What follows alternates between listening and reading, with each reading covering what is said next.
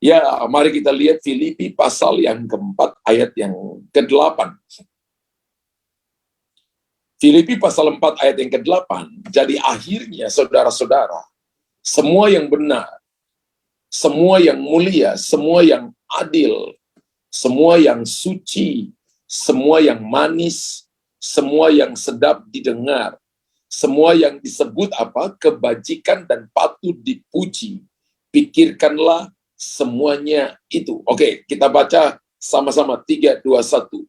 Jadi akhirnya, saudara-saudara, semua yang benar, semua yang mulia, semua yang adil, semua yang suci, semua yang manis, semua yang sedap didengar, semua yang patut, semua yang disebut kebajikan dan patut dipuji, pikirkanlah semuanya itu. Kalau hari ini Bapak Ibu sedang ada di dalam persoalan, dalam masalah, dalam pergumulan, Anda stres, Anda mengalami di mana Anda mengalami stuck, Anda mengalami di mana jalan-jalan tertutup, maka Bapak Ibu harus pikirkan firman Tuhan ini, Filipi 4 ayat yang keempat sampai ayat yang ke-8. Alkitab katakan begini, bahwa jadi akhirnya saudara-saudara, semua yang benar, semua yang mulia, semua yang adil, semua yang suci, semua yang manis, semua yang sedap didengar, semua yang disebut kebajikan dan patut dipuji, pikirkanlah semuanya itu. Kita harus jadi orang yang terus bersemangat, Bapak Ibu. Masalah mungkin tetap ada, persoalan datang silih berganti, kita nggak bisa lari dari masalah. Alkitab mengajarkan kita hadapi masalah. Dan ketika kita hadapi masalah, maka kita nggak menghadapi dengan kekuatan kita. Kita menghadapinya bersama dengan Tuhan yang hebat, yang ajaib. Masalah datang bisa dua sumber. Yang pertama datang karena diri kita, manusia. Atau datang karena tipu daya setan. Ya, akibat manusia, akibat dosa, dan juga tipu daya setan. Yang kedua, masalah datang karena Tuhan izinkan. Nah, proses terjadi ketika saudara dan saya menjadi dewasa, ketika Anda bisa menghadapi semuanya. Ketika itu datang dari diri kita, minta ampun di hadapan Tuhan. Ketika itu datang dari setan, maka lawan dia dengan iman yang teguh. Tapi ketika itu diizinkan datang oleh Tuhan, maka Bapak Ibu harus bersyukur setiap hari, harus menghadapinya, harus percaya bahwa itu tidak melampaui kekuatan kita. Amin. Dan orang yang bersemangat adalah orang yang pikirannya berisikan hal-hal yang baik. Orang yang bersemangat, pikirannya berisikan hal-hal yang indah. Orang yang bersemangat, pikirannya berisi hal-hal yang sedap, yang didengar oleh orang lain. Ya. Dan perkara-perkara yang negatif itu tidak ada dalam pikirannya. Kalau Bapak Ibu punya pengalaman hidup, kita semua punya pengalaman hidup, ketika kita berhadapan dengan atau melihat orang yang punya masalah, atau mendengar mereka bercerita karena mereka dalam persoalan masalah. Mungkin 85% yang kita dengar adalah mereka menceritakan tentang pikiran yang negatif kepada kita. Jarang sekali kita mendengar ketika seseorang ada dalam masalah, lalu dia berkata begini, aku percaya di balik masalah ini, Tuhan ada dan memberikan jalan keluar. Aku percaya di balik masalah ini, Tuhan mendidik saya untuk saya jadi orang yang dewasa secara rohani. Aku percaya di balik persoalan ini, saya percaya saya akan mengenal Tuhan lebih lagi. Jarang kita dengar itu. Tapi pagi hari ini saya percaya bahwa Tuhan mau supaya Bapak Ibu dan saya mengatakan apa yang tadi saya katakan terakhir tadi. Bahwa ketika masalah persoalan datang, seizin Tuhan, maka kita percaya bahwa saya mau berpikir yang indah, saya mau berpikir yang sedap didengar, saya mau buang perkara-perkara yang negatif dalam pikiran saya. Karena begini Bapak Ibu, orang yang bersemangat itu disenangi semua orang. Bapak Ibu tulis di kolom komentar, orang yang bersemangat disenangi semua orang. Orang yang berpikirannya indah, berpikiran baik, orang yang berpikiran yang sedap didengar, ya, sedap didengar, berkata-kata yang sedap didengar, disenangi oleh orang lain. Ya, orang yang bersemangat itu disenangi oleh orang lain. Karena alasannya, karena orang yang bersemangat itu akan memacu dan mendorong orang lain untuk maju. Amin. Orang yang bersemangat itu akan membawa dorongan, memacu orang lain. Yang tadinya mereka malas, yang tadinya masa bodoh, malas ibadah, malas baca firman, malas bekerja, malas untuk bisnis, malas untuk ngurus keluarga, tapi ketemu dengan orang yang bersemangat. Orang bersemangat bagi saya itu adalah punya hal-hal yang baik, hal-hal yang indah, hal-hal yang sedap didengar. Dia bukan orang yang sempurna, iya, tapi dia punya hal-hal yang baik karena dia mau melatih dirinya semakin hari semakin jadi lebih baik. Dan orang ini akan membawa semangat, dia akan disenangi oleh orang lain dan akan memacu, mendorong orang lain untuk maju. Karena begini, bagi saya semangat itu adalah modal orang-orang berhasil. Bapak Ibu tulis di kolom komentar, semangatku adalah modal untuk aku berhasil. Jadi kalau orang tidak punya semangat, dia mengalami yang namanya kesuksesan yang tertunda. Tapi kalau Bapak Ibu punya semangat, itu adalah modal untuk orang-orang yang berhasil. Ada kalanya orang berkata begini, kalau saya punya uang banyak, saya punya modal banyak, maka saya akan sukses. Tanpa semangat, dia pasti akan kalah. Tanpa semangat, dia tidak akan mengalami yang namanya kesuksesan. Tapi kalau Bapak Ibu punya semangat, semangat di sini adalah punya pikiran yang baik, hal yang indah, yang sedap didengar, tidak pernah kalah, berpikir yang mulia, berpikir yang suci, maka orang ini, dia akan menjadi orang yang sukses. Kalau Bapak Ibu mau jadi orang yang sukses, maka hari ini, Bapak Ibu harus jadi orang yang bersemangat. Katakan begini, saya mau jadi orang yang bersemangat. Tulis di kolom komentar, saya mau jadi orang yang bersemangat. Mari kita belajar beberapa hal, bagaimana menjadi orang yang bersemangat. Yang pertama, pandanglah hal-hal yang baik dan bukan hal-hal yang jahat dalam diri orang lain. Kalau kita mau jadi orang yang bersemangat, maka pandanglah hal-hal yang baik dan bukan hal-hal yang jahat dalam diri orang lain. Saya percaya every day kita ketemu dengan orang lain, kita ketemu dengan suami kita, bertemu dengan istri kita, bertemu dengan anak-anak kita, bertemu dengan rekan-rekan pelayan, rekan-rekan bisnis, bertemu dengan saudara-saudara kita. Saya percaya bahwa ada banyak pergumulan, ada banyak perbedaan, ada banyak hal yang bisa membuat kita bertikai, membuat kita semakin jauh. Tapi mari untuk Anda dan saya, bagaimana menjadi orang yang bersemangat, yaitu pandanglah hal-hal yang baik. Pada diri seseorang ada hal yang lemah, ada kekuatan. Ya, ada peluang, ada hambatan. Tugas kita adalah begini, mendapatkan hal-hal yang baik, lihat peluangnya, lihat kekuatannya, dan Bapak Ibu bantu mendorong dia untuk dia bisa melangkah maju, sehingga bisa menjadi jawaban bagi banyak orang. Orang itu pasti punya kelemahan, orang itu pasti bisa berbuat jahat, orang itu pasti mungkin malas sedikit, orang itu pasti mungkin ketika Anda ngomong sesuatu kepada dia, tidak langsung dia lakukan. Tapi jangan lihat itu sebagai gunung yang tinggi menghalangi langkahmu. Tapi Bapak, Ibu, dan saya datang dan berikan kepada orang itu kekuatan.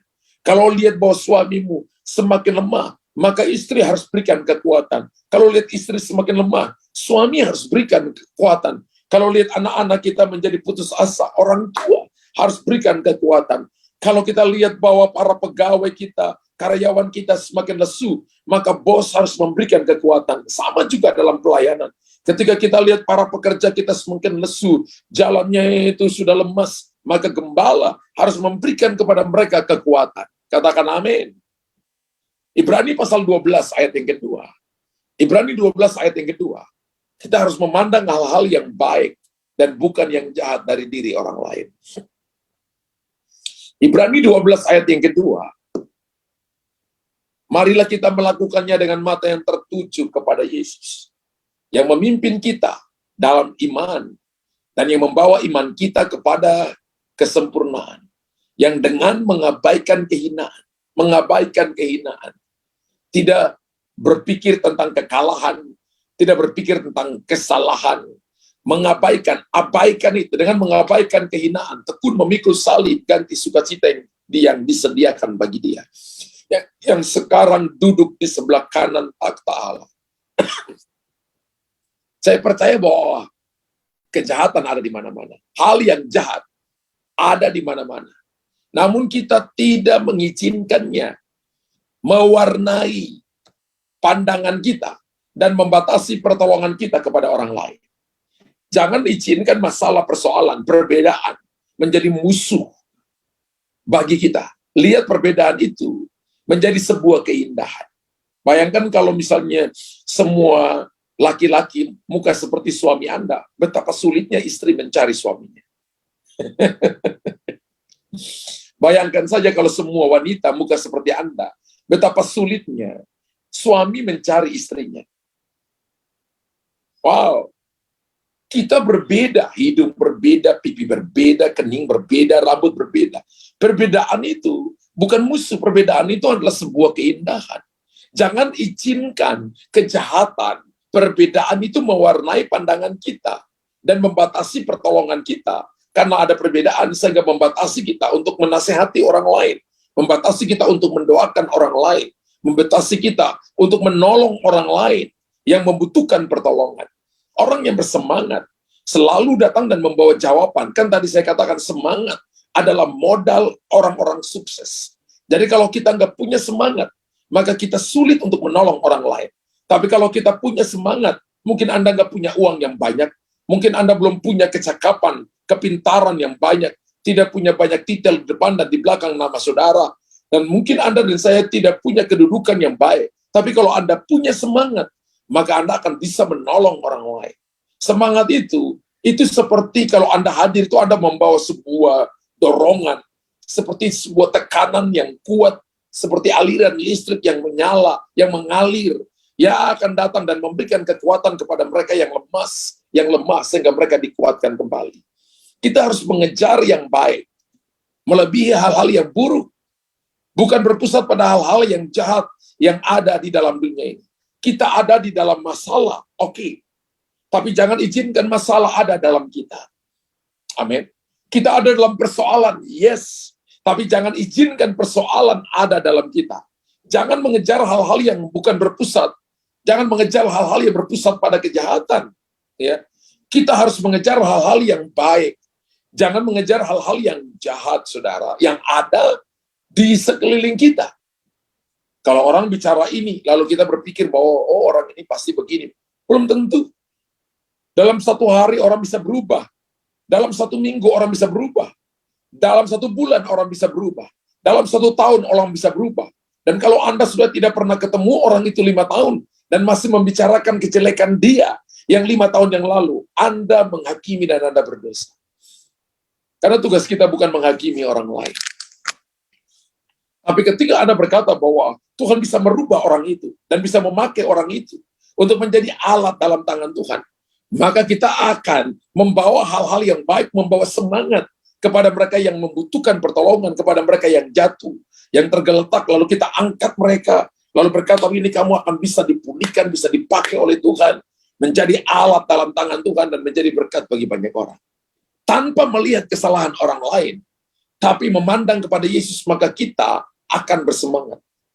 Ketika Bapak Ibu memandang Yesus nomor 1, dan tidak memandang kepada kesalahan orang lain, maka kita akan melayani, bekerja, membangun keluarga dengan penuh semangat. Kita akan melakukan pekerjaan kita dengan penuh semangat. Kenapa? Karena kita tidak memandang kepada orang lain, kok dia lebih hebat dari saya ya, kok dia lebih pintar dari saya ya, kok dia lebih ini, lebih cantik dari saya, lebih ganteng dari saya. Kalau Bapak Ibu cuma lihat itu, maka Bapak Ibu akan lama-lama akan menjadi minder. Lama-lama kita akan jadi lemas. Tapi kalau kita memandang Tuhan lebih dulu, dan kita berdiri bersama-sama dengan Tuhan untuk apa yang Tuhan katakan, maka kita akan bersemangat. Mazmur 106 ayat yang kelima. Mazmur 106 ayat yang kelima. Jangan hidup karena suka melihat kesalahan orang lain. Supaya aku melihat kebaikan pada orang-orang pilihan. Wow. Daud berkata, supaya aku melihat kebaikan pada orang-orang pilihan. Taruh tangan di dada. Saya ingin melihat kebaikan pada orang-orang pilihan Tuhan. Orang pilihan Tuhan adalah suamiku, adalah istriku, anak-anakku, rekan-rekan pelayananku. Saya mau melihat kebaikan pada mereka. Dan Daud berkata, supaya aku bersukacita dalam sukacita umatmu. Dan supaya aku bermegah bersama-sama milikmu sendiri. Wow. Pandang hal-hal yang baik. Dan bukan hal yang jahat dari diri orang lain. Ketika Bapak Ibu lihat ini, maka Bapak Ibu akan mengalami yang namanya sukacita dari Tuhan. Bapak Ibu akan mengalami semangat dalam diri kita ketika kita bisa melihat kebaikan pada orang-orang pilihan. Saya punya salah satu teman, ketika dia ketemu orang lain, dia katakan begini, saya senang melihat kamu semakin dipakai oleh Tuhan. Saya senang melihat Tuhan terus angkat kamu, semakin naik dan semakin tinggi. Saya lihat bahwa kamu selangkah lebih maju daripada yang kemarin-kemarin saya ketemu saya. Setiap kali ketemu orang ini, selalu berbeda. Dia nggak pernah katakan begini, oh kamu sudah begini ya, kamu sudah hebat, kamu sombongnya. Dia nggak pernah ngomong gitu. Tapi dia selalu berkata begini, saya senang melihat kamu dipakai lebih dari hari kemarin. Saya lihat kamu selangkah lebih maju dari beberapa tahun yang lalu ketika saya ketemu kamu. Lalu ketemu orang ini rasanya ada energi yang baru. Rasanya kita tidak merasa bahwa kita dihakimi. Merasanya dia tidak menaruh kita untuk saling bersaing untuk sesuatu yang negatif, nggak nyaman, ngerasa saya tetap nyaman bersama orang itu. Orang yang membawa sukacita selalu membawa kedamaian, tidak menghakimi orang lain.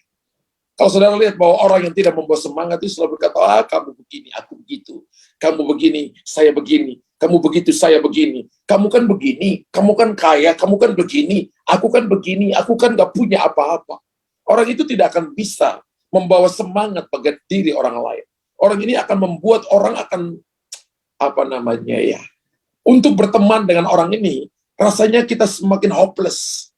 Tapi kalau Bapak Ibu ketemu dengan orang yang seperti tadi yang saya katakan, setiap kali ketemu dia selalu katakan bahwa saya lihat kamu melangkah lebih jauh, saya lihat kamu semakin hari semakin dipakai Tuhan dengan hebat, saya lihat kamu, wow, orang akan kapan lagi saya ketemu, rasanya mau ketemu dengan orang itu terus-menerus. Karena itu bergaullah dengan orang-orang yang membawa semangat. Dan Anda akan melihat terobosan yang besar yang akan Tuhan nyatakan atas hidup. Amin. Kalau hal yang pertama tadi adalah pandanglah hal-hal yang baik. Dan bukan hal-hal yang jahat dari diri orang lain. Itu yang pertama. Yang kedua, hitung berkat yang kita miliki. Dan bukan kegagalan yang terjadi.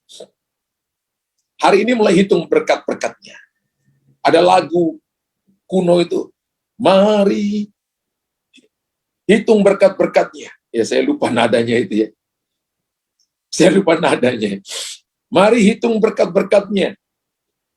Berjalan bersama Tuhan dan hitung berkat-berkatnya. Efesus 5 ayat yang ke-20. Efesus 5 ayat yang ke-20.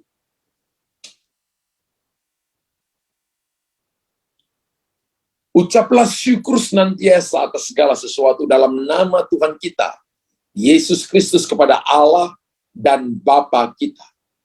Alkitab mengajarkan kepada kita ucap syukur. Hitung berkat-berkatnya. Orang yang tahu menghitung berkatnya adalah orang yang tahu ucap syukur. Atau orang yang tahu ucap syukur adalah dia yang tahu menghitung berkat-berkat yang Tuhan berikan kepada dia. Dan dia tidak menghitung kegagalan. Bagi dia kegagalan adalah batu pijakan untuk naik lebih tinggi. Dia tidak melihat kegagalan sebagai penghalang. Dia tidak melihat kegagalan sebagai batu yang menghambat langkahnya. Tapi dia lihat penghalang menjadi kendaraan yang akan membawa dia semakin cepat sampai kepada tujuan. Karena saya perhatikan begini, banyak orang menghitung apa? Menghitung kegagalan. Saya sudah gagal 3 kali. Saya sudah gagal 5 kali. Saya dengar anak saya, kakak Chris itu minggu lalu khotbah. Dia katakan begini, Kolonel Sanders yang punya KFC itu gagalnya 1007 kali kalau saya nggak salah. 1007 kali gagal. Saya tidak tahu apa Bapak Ibu di sini sudah sampai angka 1007 kali atau belum. Dengan pergi untuk menawarkan bumbu Kentucky-nya dari satu restoran ke restoran yang lain, dia ditolak. Sampai 1007 kali, ternyata dia hitung berapa kali dia gagal. 1, 2, 3. Dia catat, saudara. Saya bayangkan ketika sampai 100, ketika sampai 20, dia mungkin berkata, memang mungkin saya bukan jadi orang, ditentukan jadi orang sukses. Tapi dia tidak berhenti. Ketika angkanya 100, dia masih lanjutkan sampai 200. Ketika 200 kali gagal, dia masih sampai 300 kali. Ketika 400 kali, masih sampai 500 kali. Saya pikir ini orang wow. Ya, ini orang luar biasa. Penuh semangat, padahal umurnya udah tua. Ya. Dan mari saya beritahukan kepada saudara begini. Orang bersemangat itu tidak menghitung kegagalan. Ya. Tidak menghitung kegagalan, tapi dia menghitung berkat-berkatnya. Orang bersemangat itu selalu memperhatikan Tuhan hari ini, dan dia melupakan yang terjadi kemarin. Selalu melihat Tuhan detik ini, dan melupakan apa yang terjadi kepadamu 1 jam yang lalu. Orang bersemangat itu, ketika dia berjalan, dia tidak melihat kegagalan yang kemarin menjadi dorongan kepada dia untuk hari ini. Tapi dia melihat hari esok menjadi sebuah lompatan untuk dia bergerak maju. Karena itu adalah masa depan yang Tuhan taruh di depan kita. Karena itu jangan menghitung kegagalan, tapi mari kita menghitung berkat-berkat yang Tuhan berikan kepada kita. Kenyataan yang ada adalah begini, banyak orang menghitung kegagalan dan bukan berkat yang mereka terima dari Tuhan. Sikap ini, sikap mereka yang negatif ini membawa kekecewaan bagi diri sendiri, membawa kekecewaan bagi orang lain. Banyak orang ketika gagal bisnis maka tidak mau ke gereja. Banyak orang ketika ditipu oleh orang lain dan tidak mau lagi berdoa. Banyak orang ketika dia dikecewakan oleh orang lain, jatuh cinta dan putus cinta, kemudian tidak mau lagi masuk gereja. Bapak Ibu dengar baik-baik, putus asa bagi orang lain dan tidak menyenangkan Allah, itu adalah bentuk kekecewaan diri sendiri yang Bapak Ibu akan tanggung seumur hidup kalau kita nggak serahkan kepada Tuhan. Karena itu jangan hitung kegagalan, tapi hitung berkat-berkatnya. Semua kita pernah alami kegagalan. Tapi ingat bahwa rancangan Tuhan bagi kita bukan rancangan kegagalan, tapi rancangan masa depan yang penuh harapan. Yeremia pasal 29, ayat yang ke-11. Alkitab dengan jelas berkata, rancanganku bagimu adalah rancangan damai sejahtera dan bukan rancangan kecelakaan, tapi rancangan masa depan yang penuh harapan. Amin. Kalau Bapak Ibu hidup dengan cara seperti ini, maka kita akan melihat masa depan kita sungguh ada. Harapan tidak akan pernah hilang. Kita harus sadar akan berkat-berkat Tuhan. Kesadaran akan berkat Tuhan akan membuat kita tetap bersemangat. Kesadaran akan berkat-berkat Tuhan akan membantu iman kita untuk menyenangkan Tuhan. Akan membantu diri kita untuk datang kepada Tuhan. Coba kalau Bapak Ibu pikir suci, pikir yang manis, pikir sedap didengar. Ketika kita datang ibadah, kita nggak pikiran lagi, gua kalah, gua pasti hancur, gua ditipu, anak gua begini, kok orang ini begini ya, ngomong aku begini. Itu pikiran-pikiran, itu penghalang kita untuk mengenal, menyenangkan Tuhan. Tapi ketika kita datang dengan pikiran yang manis, ketika kita datang dengan pikiran yang suci, yang sedap didengar, lalu kita datang menyembah Tuhan, itu akan menarik hadirat Allah turun di tempat ini. Dan Bapak Ibu bisa rasakan di rumah masing-masing. Kemudian ketika kita rasakan, kita bawa itu ke tempat pekerjaan, bawa itu ke pelayanan, bawa itu ke dalam keluarga kita. Dan orang bisa merasakan semangat yang ada pada kita. Sehingga mereka yang lemah dikuatkan. Mereka yang putus asa berkata, aku dapat kekuatan hari ini. Itu yang Tuhan mau dalam hidup saudara dan saya. Amin. Dan pujian dan ucapan syukur itu sangat berkenan kepada Tuhan. Kenapa pujian dan ucapan syukur sangat berkenan kepada Tuhan? Karena hal ini juga memberi semangat kepada kita. Mazmur 100 ayat yang keempat.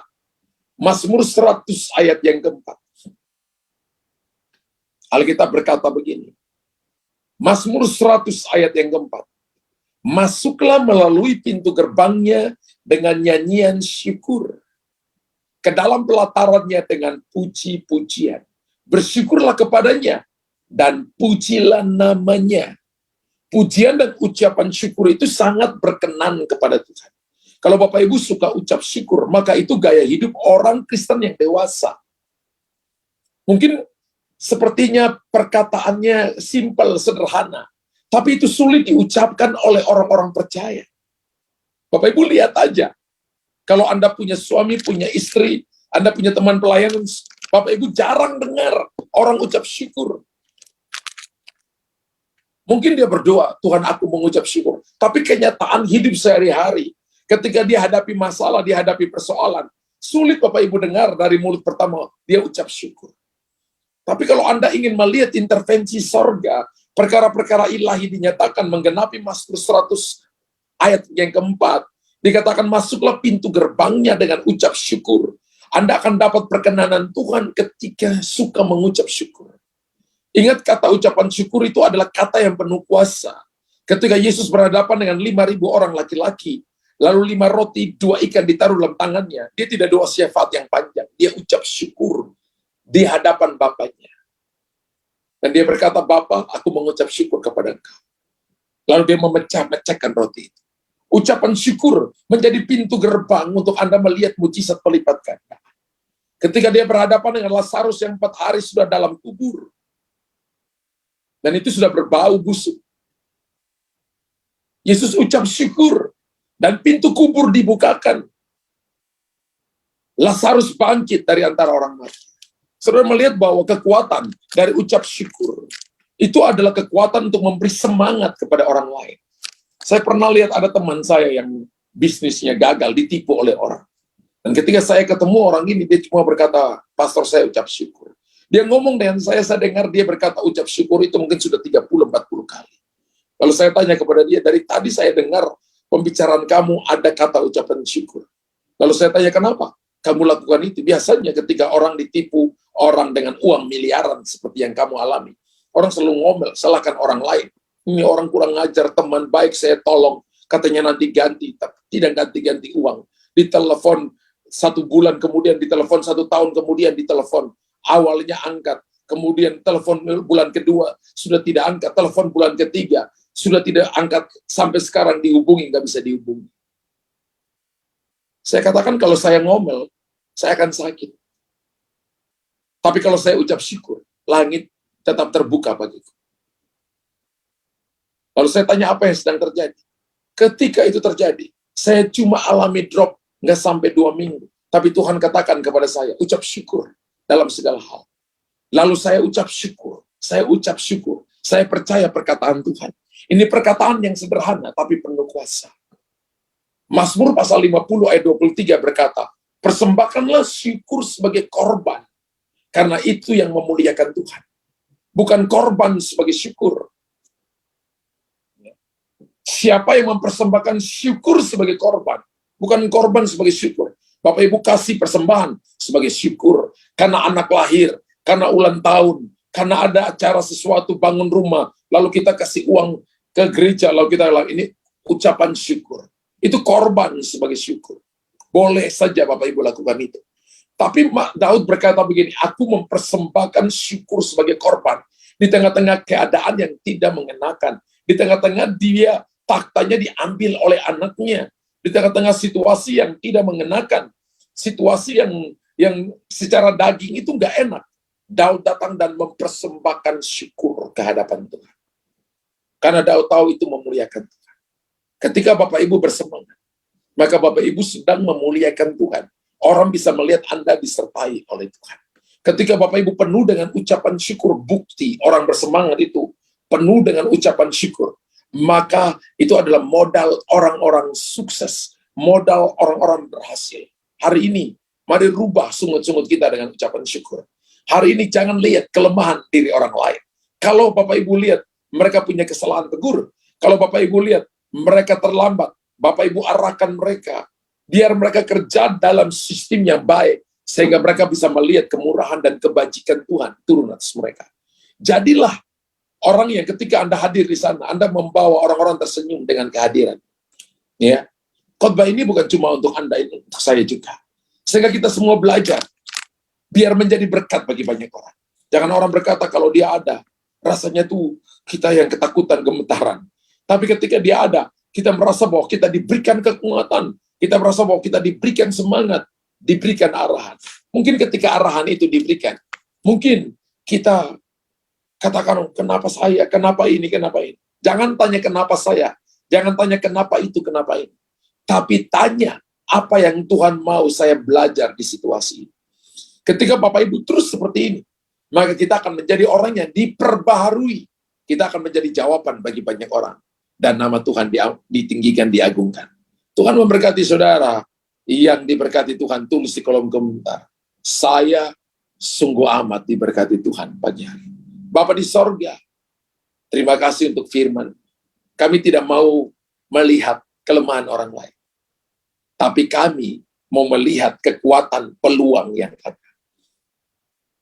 Manusia punya banyak kelemahan, tapi kami tidak mau menghitung kelemahan. Kami mau menghitung berkat Tuhan pada kami. Kami tidak mau menghitung kegagalan. Mungkin minggu lalu kami gagal. Bulan lalu kami gagal. Tahun lalu kami gagal. Tapi hari ini kami tidak mau menghitung kegagalan. Tapi kami mau hitung keberhasilan bersama dengan Engkau. Kami mau datang dengan semangat yang bernyala-nyala. Kami mau datang dengan hati yang penuh dengan ucapan syukur. Sebab itu korban yang memuliakan Tuhan. Dan kami percaya Tuhan menyertai kami. Kerinduan hatimu, rancangan hatimu, supaya damai sejahtera, kesejahteraan, keamanan yang berlimpah-limpah menyertai kami. Rancangan Tuhan bukan rancangan kecelakaan, tapi rancangan masa depan yang penuh harapan. Rancangan-rancangan kelimpahan itu turun di atas kami. Dan biarlah kami menerimanya dengan semangat, dengan ucapan syukur. Kami menerimanya dengan tidak melihat kesalahan orang lain, tidak menghakimi orang lain. Tapi kami melihat itu sebagai sebuah keindahan. Perbedaan bukan musuh, tapi keindahan. Perbedaan adalah sebuah keindahan yang Tuhan taruh di sekeliling kami. Untuk kami bisa menikmatinya, saling menolong satu yang lain. Supaya kami menjadi kuat. Dan ketika kami kuat, kami menguatkan orang lain. Bapa, terima kasih untuk anugerah. Terima kasih untuk kekuatan. Tuhan, Hamba berdoa kepada mereka yang pagi hari